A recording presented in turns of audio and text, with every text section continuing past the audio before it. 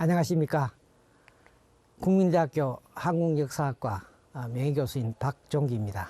오늘은 이성유의 저항운기와 다원주의 역사학에 대해서 말씀드리겠습니다. 제가 이 강의 첫 시간에 왜 고려왕조인가에서 고려왕조는 다원사회다, 다양한 사상과 이념이 공존하는 그런 다원주의라는 말씀을 드린 적이 있습니다만, 오늘 제가 말씀드리고 하는 것은 바로 고려 역사학에서 바로 이러한 어떤 경향이 나타나는 것을 여러분들에게 설명합니다. 우리가 또 공식적으로 역사 편찬은 크게 국가가 편찬하는 관찬과 개인이 편찬하는 사찬이 있습니다. 대체로 이제 관찬이라고 하는 것은 해당 왕조의 실록, 그리고 또 국가가 필요로 하는 여러 가지 어떤 전쟁, 의례, 그리고 외교에 관한 자료를 수집해서 편찬하는 그것이 관찬사서라고 얘기합니다. 이거는 뭐 고려나 조선시대나 마찬가지입니다.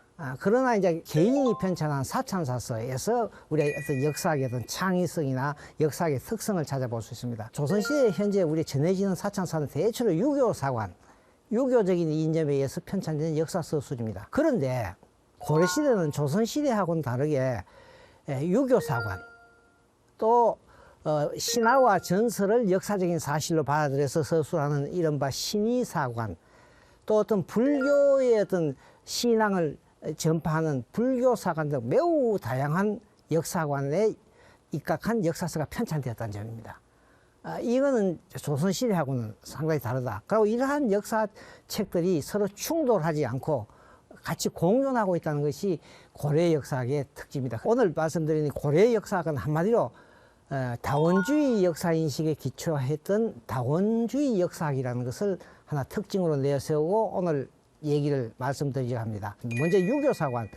유교사관이라고 하는 것은 이른바 이 국왕과 지배청이 어떤 효과적인 통치를 위해서 과거 역사를 거울로 삼아갖고 거기에서 어떤 교훈, 훈계를 넣는, 이걸 우리는 감계주의라고 합니다. 거울 감자에다가 훈계, 교훈이라 해서 감계주의. 유교 역사관 대단히 윤리적입니다. 개인과 집단의 윤리의식, 도덕성을 상당히 고양하는 이런 역사학입니다. 그걸 우리가 권선징악이라고 얘기하죠. 착한 것은 권하고 나쁜 것은 징계하는, 이런 것을 우리가 또 다른 말로 포폄이라 합니다. 포란 것은 칭찬한다, 폄이란 것은 비판한다, 폄훼한다, 이런 뜻이죠.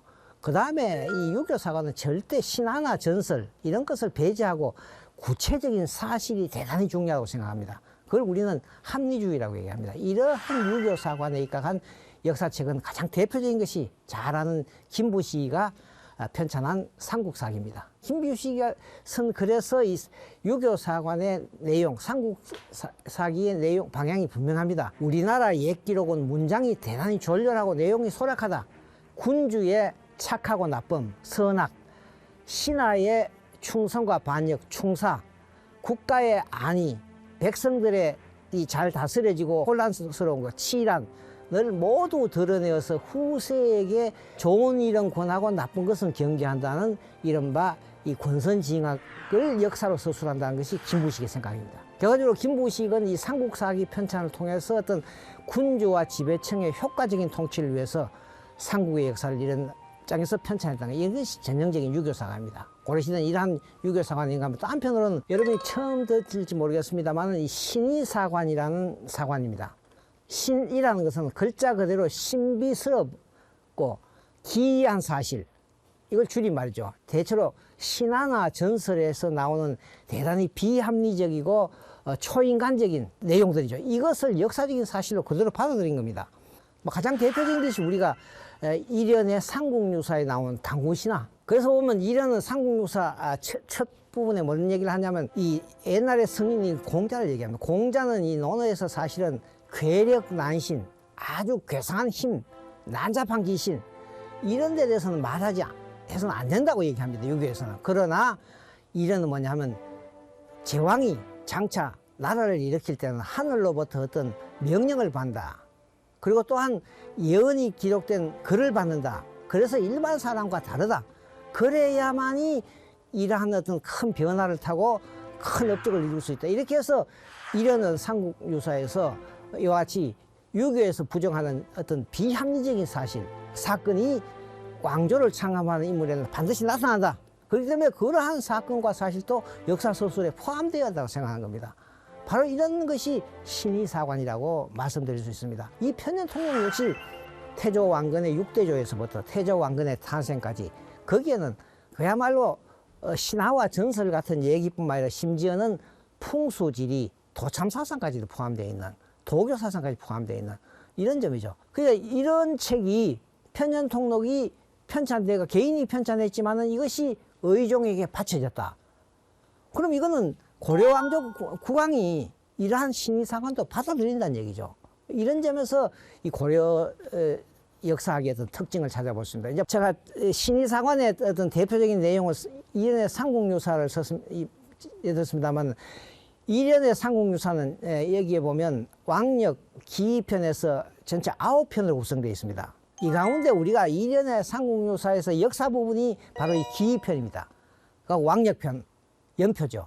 그럼 나머지 7편은 전부 다 뭐냐 하면 불교 신앙에 관한 것, 성녀들에 관한 것, 한마디로 얘기하면 불교의 역사입니다. 불교 신앙의 옹호와 전파라는 불교 사관에 입각해진 것이 바로 이 삼국유사라고 말씀을 드릴 수가 있겠습니다. 고려는 역시 다양한 종교가 있었지만 불교가 주도적인 역할을 합니다. 각훈이라는 성녀가 무신집권 초기니까 12세기 후반 13세기 초에 활동한 성녀입니다만, 이 사람이 해동고성전이라는 책을 편찬합니다.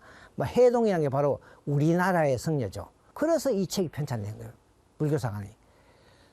대체로 이 책이 현재 일부가 남아 있습니다. 이 일부에 보면 삼국의 불교가 수용한 이후에 우리나라 성녀들이 중국이나 서역으로 공부했던 구법성에 관한 35명의 어떤 행적이 기록되어 있습니다. 이 고려시대에는 이러한 다양한 역사인식에 입각해서 편찬된 역사책이 유통되었고, 오늘 제가 또 하나 말씀드리는 것은 바로 이 이성유가 편찬한 이 제왕운기라는 역사책입니다.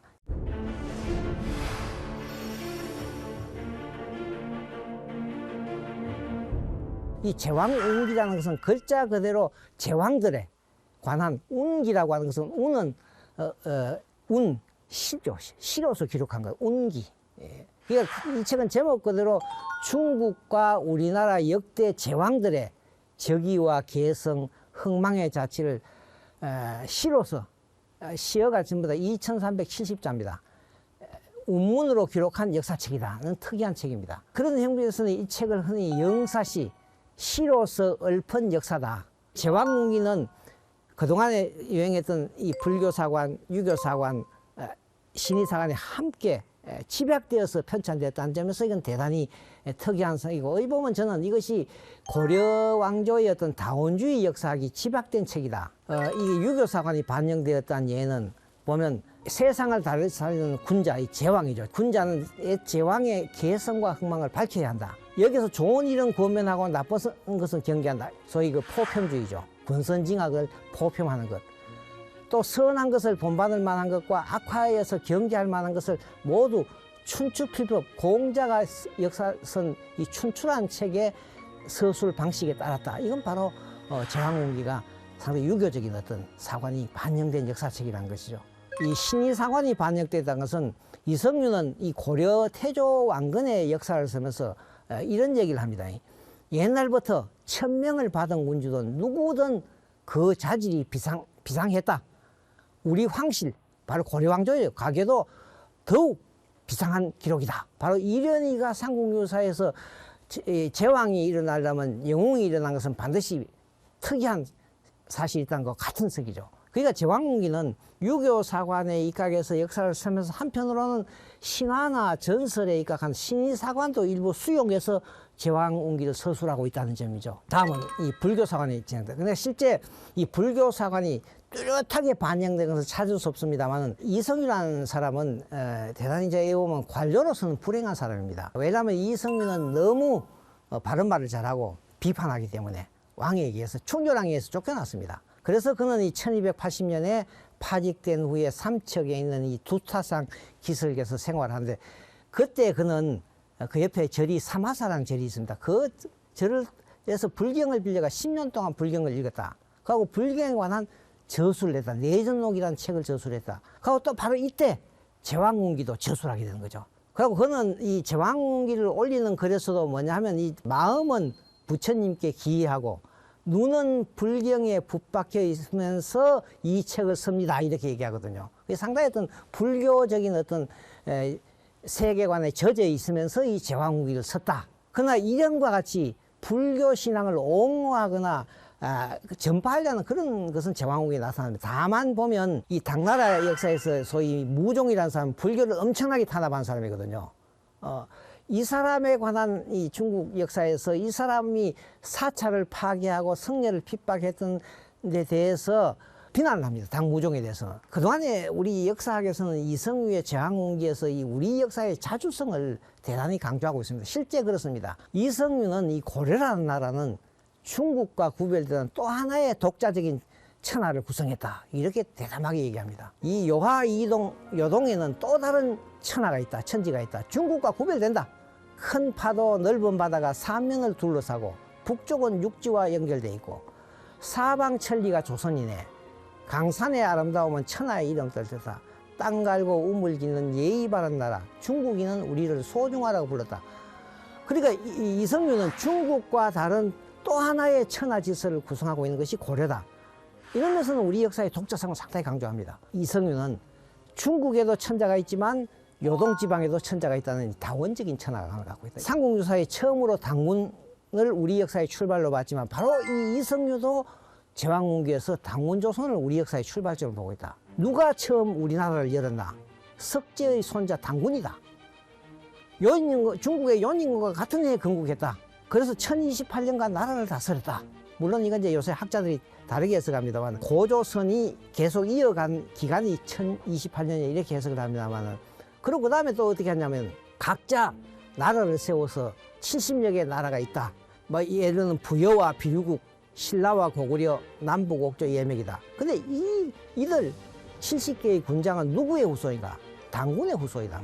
이게 바로 우리 역사를 당군조선을 중심으로 해서 그 밑에 삼한 삼국을 체계화시키는 점. 이런 점에서는 우리 역사의 독자성을 밝히는 이런 점에서는 삼국유사하고 다르지 않습니다. 이 제왕후기가 편찬된 1287년은 이미 원나라의 지배를 받던 시기입니다. 이성유는 사실은 두 번 관료 생활 중에 두 번 1273년에 원나라 황후와 황태자 책봉식 때 갔다 왔고 그다음 두 번째는 원종이 죽자 그것을 원나라에 알리기 위해서 두 번 원나라를 방문했습니다. 비낭록을 보면 이성유가 우리의 역사의 독자성을 주장하지만 그가 원나라 이 수도 지금의 북경 지역을 방문하면서도 거의 어떤 문명 책임이 상당히 이 책에 많이 반영되어 있다. 원나라의 고려 지배로 고려가 원나라의 제후국이 됐다. 원의 고려 지배를 상당히 긍정적으로 보고 있습니다. 우리의 상국 대원이라고 합니다. 고려의 상국이라고 얘기하는 거예요.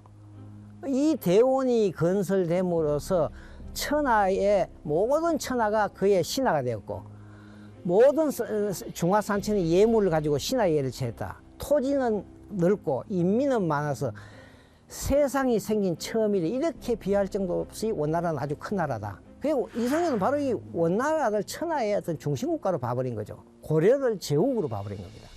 한마디로 해서 원나라를 중국의 정통왕조로 본 이런 서술은 우리 역사의 독자성을 강조하던 거하고는 상당히 좀 차이가 있는 거죠. 그죠? 근데 그동안에 현대 역사가들은 이러한 이 다원주의적인 역사인식을 인식하지 못했기 때문에 어느 한쪽의 측면만을 강조해서 이 제왕후기에 대해서는 극단적인 평가가 나옵니다. 쉽게 하면 제왕후기에서 당군조선을 강조한 것을 갖고 우리 역사의 어떤 독자성을 강조한 역사책으로 긍정적으로 평가하는 겁니다.